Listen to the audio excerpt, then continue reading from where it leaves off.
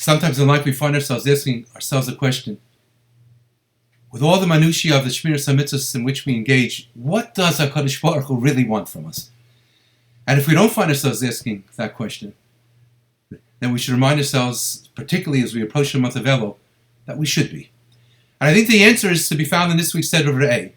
Acharei Adonai Elohechem telechu va'oso siro.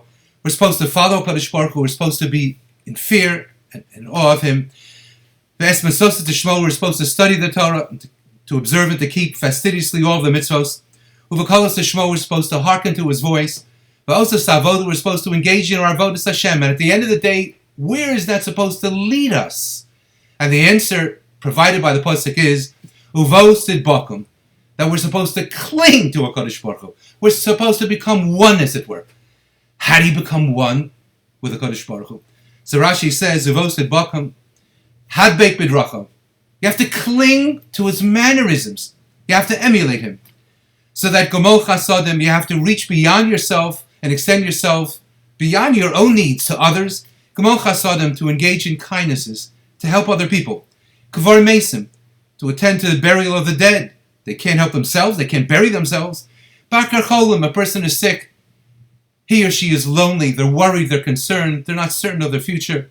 They're holed up in some hospital or in the bedroom of their home. Pay a sick visit.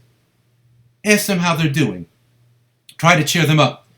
And do all these things, says Rashi, signing the Gemara in Sota, Kamosha Asa Kodesh Baruch Hu. Try to emulate God, try to play God, as it were, insofar as extending yourself beyond your own needs and attending to the needs to better the lives of others.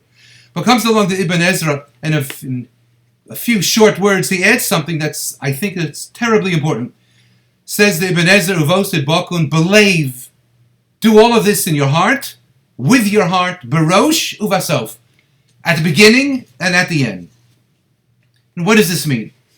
So what I think it means is that so often in life we decide to take on a cause, we decide to engage, to jump into a project. It could be helping out a spouse, it could be a family member, it could be a friend, it could be the shul, it could be yeshiva. And I say to my spouse, you know what, I'll do carpool. But after a couple of days, couple of days are great, it's fun. They're such cute kids, the jabberings, the comments. But after a couple of days, it becomes a royal pain in the neck. Or I'll manage the books of our shul. Or I'll serve as a gabbai. Or even worse, I guess, I'll serve as the president. And I'll have all of the kapveinig, and I'll have all of the comments and complaints, all of the agendas of every member of the shul in my ears in Shabbos Kodesh, or perhaps even during the week. Sometimes you decide to learn with a chavrusa who is less fortunate than you insofar as your educational background. And it could become a bit of a drag. Other times you decide to care for another individual who needs your care, for a parent perhaps. At the beginning, all of us jump in with a sense of islavus, a sense of kindness, a sense of passion, a sense of love for the other. We're going to do it right, and we're really going to be there for someone else, or perhaps even the tzibur, the community at large. But as time moves forward, we do begin to feel and say to ourselves, what a chore, what a difficulty, what a sapping of my energy and my kochas hanefesh. Says Ibn Ezra, Uvos Idbokun means when we engage in the chasadim for those beyond ourselves, we're supposed to hold on, believe with a full heart, Meirosh, Barosh, from the beginning, Uvasof, all the way to the end, with a sense of compassion, a sense of steadfastness, a sense of love, a sense of kindness. You want to play God? God wants you to play God.